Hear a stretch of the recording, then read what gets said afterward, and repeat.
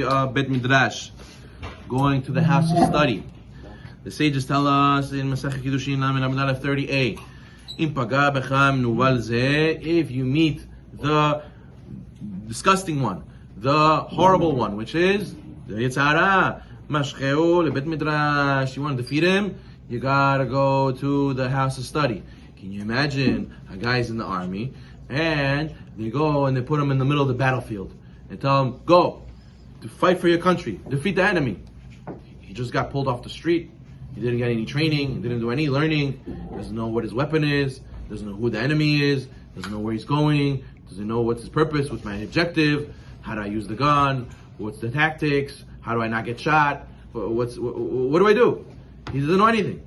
So therefore, you should know, we are in the same situation when you don't go to Bet Midrash, you're in the same situation in the battle against the Yetzirah. That's why the Zohar says on the Pasuk in Parashat Ki Tetzeh, when you will go to a war against your enemy, says the Zohar Kadosh, who is your enemy? Is Yetzirah. And the Zohar is teaching us that how should you go and fight against your enemy, the Yetzirah? Like a milchama, like a war. A soldier, you could put him in a war. He doesn't know his weapon, doesn't know what's his objective, doesn't know who the enemy is. Can he survive? He's going to be dying in 1 second. So to you want to survive in your fight against the Yetzirah? How are you going to survive if you don't go and learn what your objective is, what your weapon is, who's the enemy, what is the purpose of this war? If you don't know all these things, how are you going to survive? No, Rabbi.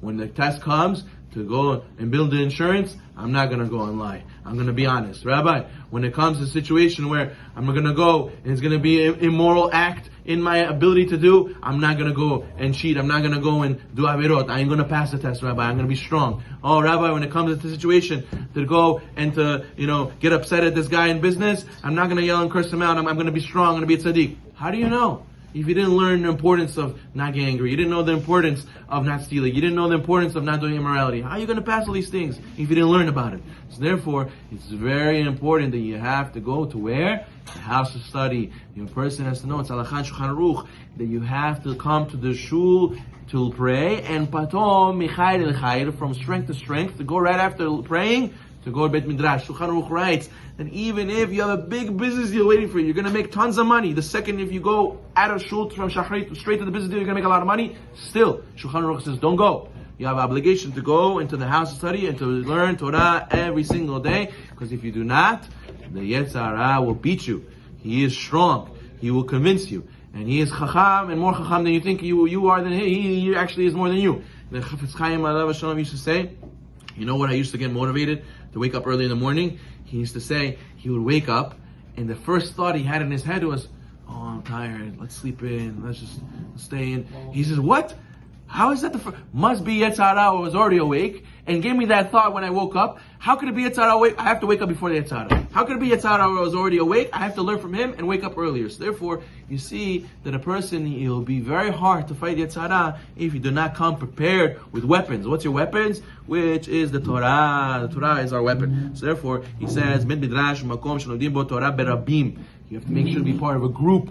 When you learn in a group, when you learn with Haruta, it is more exciting, it is more motivating, and you're going to be, coming every day more often. Because if you're learning by yourself, so okay, I won't go today, then the today becomes tomorrow, and the third day, fourth day, fifth day. But then if you come to a group, so you're going to have this guy call you, Gdete, where are you? We're waiting for you, we can't learn without you. So therefore, a person should try to be part of a group, and try to be a group of people that are learning. That way, it'll continue to grow, even though he might be tired one day, they're going to push him. He says, therefore, you have to make daily learning. One of the questions they ask you in the Masechet Shabbat, Lamed Gimal, is that one of the questions they ask you after you pass away, after 120, is, did you set aside time to learn Torah? What does it mean set aside time to learn Torah? It means the same time every day. Doesn't matter what happens. You cannot be reached this time. You're not going anywhere this time. You are learning in the morning, in the evening. Baruch